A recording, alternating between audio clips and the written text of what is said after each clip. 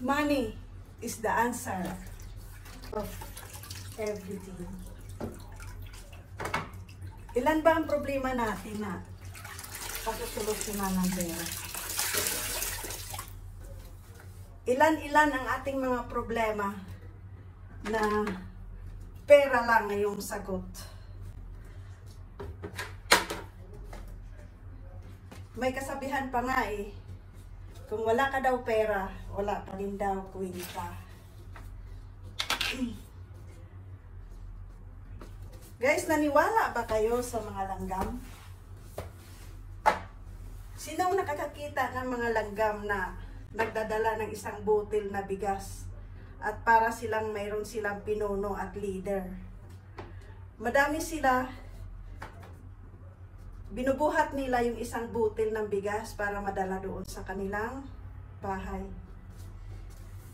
For today's video, ay ikikwento ko sa inyo kung gaano katalino ang mga langgam. Ang mga langgam, sila ay nag-iimpok ng pagkain habang tag-init.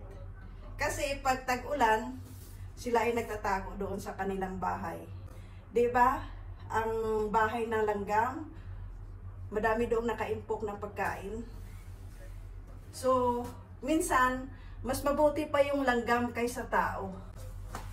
Kasi ang langgam, nag-iipok sila para sa panahon na darating na crisis, pero ang tao ay hindi. Ang tao kasi, hindi ko naman nila lahat. Pag mayroon silang pera, gastos lang sila ng gastos. Hindi sila marunong mag-ipon. Hindi din sila marunong magtipid. Ang tanging sinasabi nila is, kontento na daw sila sa kanilang buhay at masaya na daw sila sa ganyang buhay. Money is the answer of everything. Nasa Biblia yan.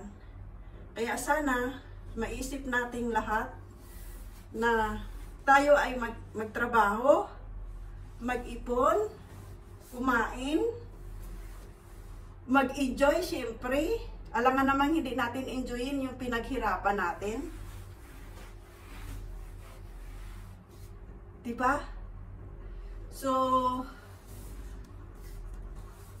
pero isa lang po ang hindi mabili ng pera, ang pag-ibig. Dahil ang pag-ibig, kahit tabunan mo man ng pera yung taong minamahal mo, kung iba naman yung tinitibok ng kanilang puso, money is not the answer of that problem. Yun na po! Bye-bye. Tapusin ko na yung aking trabaho.